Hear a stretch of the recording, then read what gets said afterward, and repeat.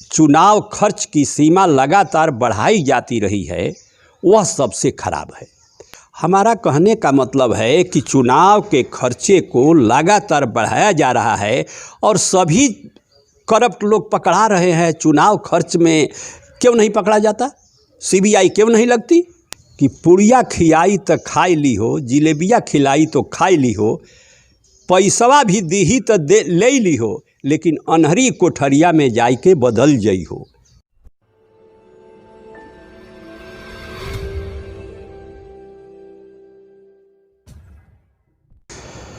नमस्कार, the frontline के लिए मैं कौशिक। बिहार विधानसभा चुनाव की सरगर्मी अब आखिरी चरण पर है। अंतिम चरण का मतदान होना है और अब चर्चा शुरू हो गई है कि किसकी सरकार बनेगी। लेकिन हम लोग आज बात करेंगे कि पहले चुनाव कैसे होता था, क्या स्वरूप होता था चुनाव का, और आज जो चुनाव हो रहा है ये जैसे हो रहा है पहले के चुनाव में और आज के चुनाव में क्या बदलाव हुआ है। हमारे साथ हैं गणपति मंडल जी, जो वरिष्ठ अधिवक्ता हैं बक्सर व्यवहार न्यायालय में और बड़े विद्वान व्यक्ति हैं, जो यहाँ के सामाजिक कार्यकर्ता के रूप में भी जाने जाते हैं। काफ़ी आंदोलनों में इनकी हिस्सेदारी रहती है। लोगों के मूलभूत समस्याओं को लेकर के हमेशा आवाज़ उठाते रहते हैं। आपसे हम बात करेंगे कि पहले के चुनाव में और आज के चुनाव में क्या कुछ बदलाव हुआ है। स्वागत है आपका। धन्यवाद जी। तो कैसे राजनीति में आपकी शुरुआत कैसे हुई सर? देखिए, राजनीति में शुरुआत तब से हुई, राजनीतिक चेतना तब से जागृति मेरे मन में, राजनीति चेतना की जागृति हुई जब मैं तीसरा क्लास में पढ़ता था। प्राथमिक विद्यालय में, गांव का सरकारी स्कूल था, तो उस वक्त एक एम.एन. राय जो रूस से लौटे थे और वो कम्युनिस्ट विचारधारा के थे, और ये हमारे इलाके के एक शिवपूजन शास्त्री हुआ करते थे, वो उनके साथ जुड़े हुए थे और इसलिए हम लोग बहुत प्रभावित हुए थे बचपन में सुन करके उनकी बातों को। तो तीसरा क्लास में हम लोग पढ़ते थे। जब छुट्टी होती थी क्लास की तो बाती में तुकनिया लाल पीला झंडा जो होता है कागज़ का, उसको साट करके हम लोग 1-2 किलोमीटर दौड़ लगा देते थे, नारा लगाते हुए, एम.एन. राय की ठोस पुकार, सेना लेके हो तैयार। और ये रोज़ लगाते थे करीब करीब हम लोग उस वक्त बचपन में। और उसके बाद समझिए कि अब उसके बाद आप चलिए मैट्रिक पास करने के बाद मैं पटना पढ़ने चला गया। पटना कॉलेज का स्टूडेंट था। फिर पटना कॉलेज के बाद बीए करने के बाद मैं पटना लॉ कॉलेज में पढ़ रहा था। सन 66 की बात है। डॉक्टर राम मनोहर लोहिया ने नारा दिया था, कांग्रेस हराओ देश बचाओ, और उस नारे से प्रभावित होकर स्टूडेंट के कॉज को लेकर हम लोगों ने आंदोलन किया। अंजुमन इस्लामिया हॉल में मीटिंग करते वक्त हम और लोगों के साथ मैं भी गिरफ्तार हो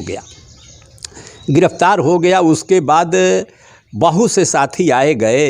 ये राम अवधेश सिंह जो सोशलिस्ट लीडर थे वो गिरफ्तार होकर के आए, और ये नरेंद्र सिंह जो मंत्री हुआ करते थे बिहार में, अभी हैं मंत्री नहीं हैं, अब जिंदा हैं अभी, तो वो भी हमारे साथ 3 दिन 4 दिन जेल में रहे आए सोशलिस्ट आंदोलन के दौरान।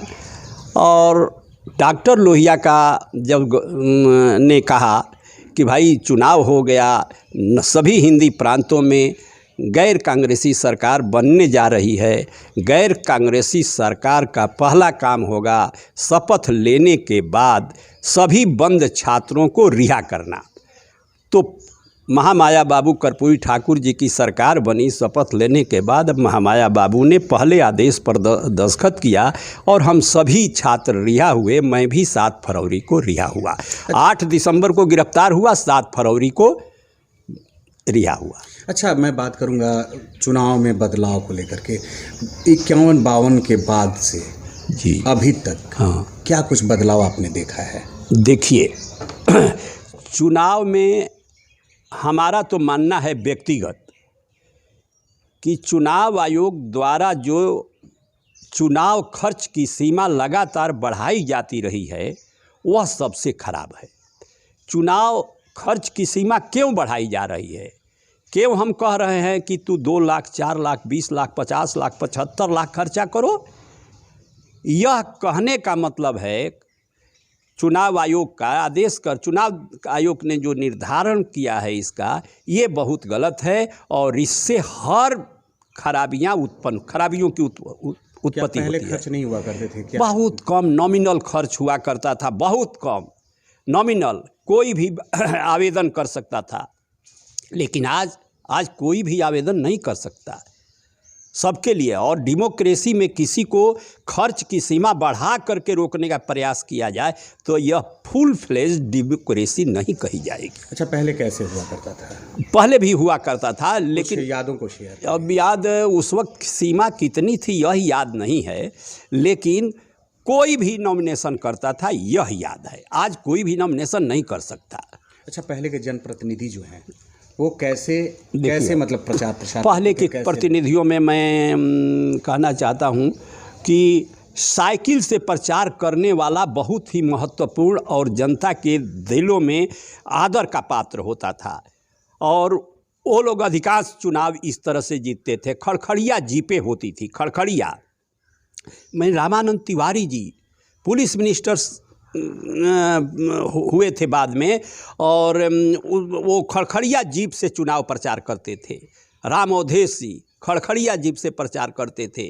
और इस तरह से बहुत लोग, आप नावानगर के कम्युनिस्ट विधायक थे तेज नारायण सिंह, इधर जो लोकसभा में एमपी हुए, ये खर्च क्या करते थे? हमारा कहने का मतलब है कि चुनाव के खर्चे को लगातार बढ़ाया जा रहा है और सभी करप्ट लोग पकड़ा रहे हैं। चुनाव खर्च में क्यों नहीं पकड़ा जाता? सीबीआई क्यों नहीं लगती? ईडी क्यों नहीं लगती? ये तमाम संवैधानिक संस्थाएं मौन क्यों रहती है? चुनाव में 10-10 लाख, 20-20 लाख, 1 करोड़ तक रुपया खर्च करने की बात होती रही है, आती रही है। तो ये सवाल है कि पहले के चुनाव में और आज के चुनाव में बहुत अंतर है।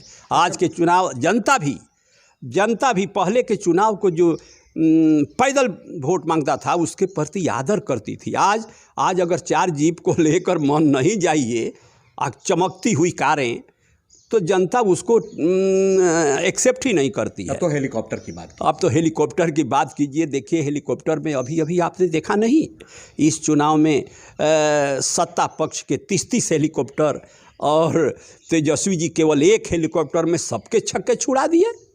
अच्छा, एक बात मैं पूछ रहा हूँ, जो पैदल चलने की बात कर रहे हैं, पैदल चल करके या साइकिल से या खड़खड़िया गाड़ी से चल करके लोग अपनी जनता से मिलते थे, तो उस दौर में भी बड़े बड़े कैपिटलिस्ट या बड़े बड़े राजघरानों के जो लोग राजनीति में भाग्य आजमाते थे, जैसे हमारे कमल सिंह हुए, तो ये लोग भी वैसे ही पैदल ही चल करके या साइकिल से प्रचार करते थे क्या? नहीं, देखिए, कमल सिंह, राजा कमल सिंह ना, हाँ। देखिए, इनके समय में एक गांव में गीत प्रचलित थी कि पुड़िया खियाई तो खाई ली हो, जिलेबिया खिलाई तो खाई ली हो, पैसवा भी दीही तो ले ली हो, लेकिन अनहरी कोठरिया में जाई के बदल जई हो।